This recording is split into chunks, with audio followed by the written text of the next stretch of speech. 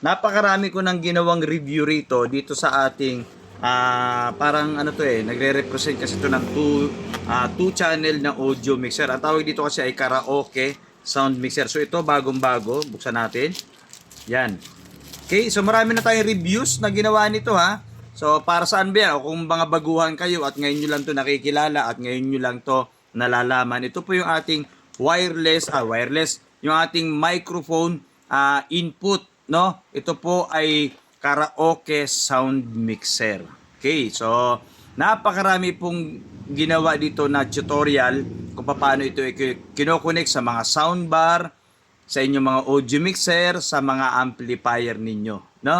So mura lang to, dito ko lang din ito nabili sa Yellow Basket natin. At ito po yung ating gagamitin kapag sira na yung inyong mga microphone ng amplifier ninyo, talagang hindi na gumagana or garalgal or pag pinipihit-pihit ninyo wala na talaga, hindi na nagpa-function, ano. So gamitan po ninyo ng ating microphone input natin or yung tinatawag natin na karaoke sound mixer para may 2 channel na audio mixer.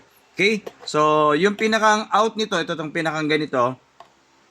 Ito po yung papunta ng ating mga Bluetooth speaker, ng ating soundbar, ng ating amplifier, no? Yan po yan, no? Kaya may dilaw yan. Ito yung papunta ng TV, tapos kung ang ginagamit ninyo ay videoke player bilang source of music or pinanggagalingan po ng kanta.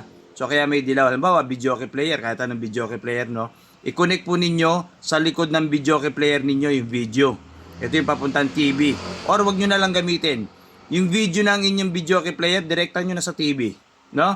So ito, papunta po ito sa mga videoke player ninyo yung audio, left and right yan.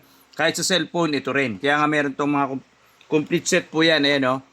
3.5 jack, tapos may RCA, yan.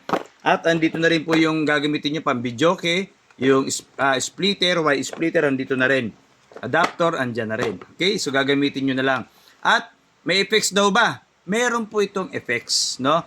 Andito po yung tone. So maganda nakatono yung tone. Tapos yung echo. Depende sa gusto ninyo yung pinakang echo or reverb, no? Ang ganda ng tunog nito. Napakarami ko pong sound check na ginawa dito, no? At ang kagandahan dito, 2 microphone agad ang inyong makokontrol. Mic 1 at mic 2 or wireless. Pwede nyong ilagay dito yung wireless mic ninyo or yung inyong mga microphone na may wired, no? So ito po yung volume, kanya-kanya sila ng volume, 2 agad.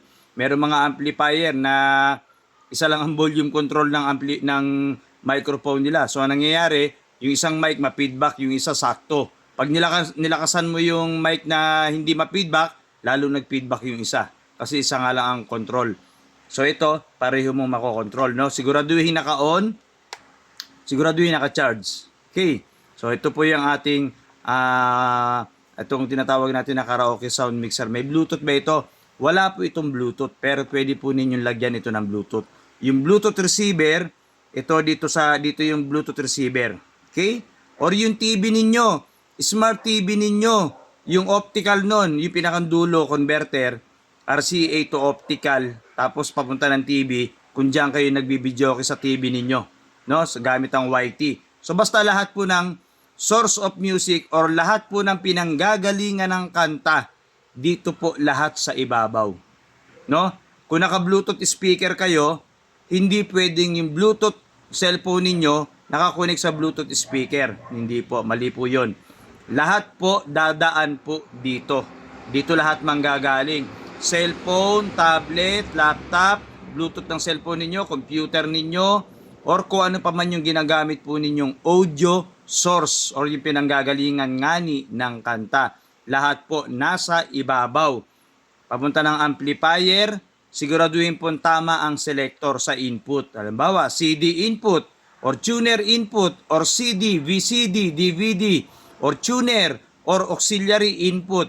Basta kung saan ninyo nilagay yung RCA na to, dapat yung selector ng amplifier ninyo ay naandun din. Okay? Sa mga smart TV naman, halimbawa naka-optical kayo, no? Para in tutorial alam niyo, no, kahit hindi ko ina-actual kasi marami naman na ako in-actual nito. Okay? Yung pinakaibabaw nito, kung naka-converter kayo, yung converter na yan naka-connect dito. Tapos yung optical na dulo nun nasa TV. Sabi nung iba, Johnny Luha ayaw lumabas ng sound. Kasi ganito po yan. Ang mga smart TV natin, meron po yan mga advanced setting. Pumunta kayo, kunin nyo yung remote control ng TV ninyo, puntahan ninyo yung setting, or yung tinatawag natin ng audio setting, or advanced setting. Kasi yung iba nakakonect na eh. Ayaw daw gumana kasi yung setting ng mga television ninyo hindi nyo po inaayos. Okay? Para tumunog, no? Tapos dito na kayo maglagay ng mic. Okay? Uulitin natin ha. Lahat ng panggagalingan ng kanta, mapa smart TV, no? Pwede po lahat dito yon.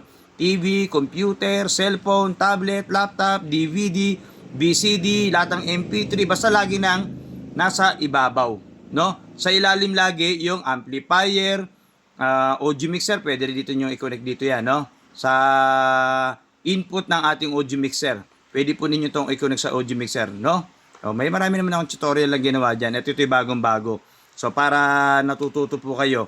At balik-balikan nyo lang yung video at itong ating tutorial, kahit verbal lang or verbal, sinasabi ko pa lang, no, sa inyo. Matututunan nyo po yan. Balik-balikan nyo lang yung video, no?